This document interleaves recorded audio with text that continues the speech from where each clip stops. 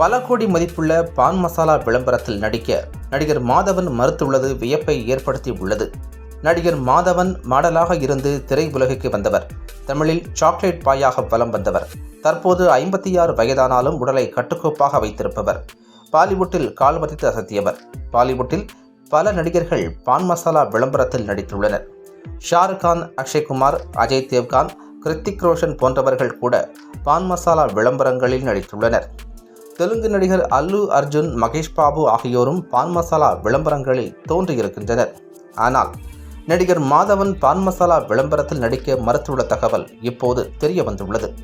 பிரபல பான் மசாலா நிறுவனம் ஒன்று பல கோடி தருவதாக கூறி தங்கள் விளம்பரத்தில் நடிக்க அவரை வற்புறுத்தி உள்ளது.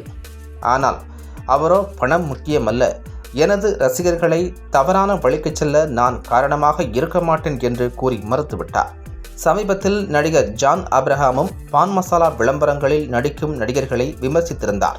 ரசிகர்களின் உயிருடன் நடிகர்கள் விளையாடுவதாகவும் ஜான் ஆப்ரஹாம் குற்றம் சாட்டி இருந்தார் என்பதும் குறிப்பிடத்தக்கது.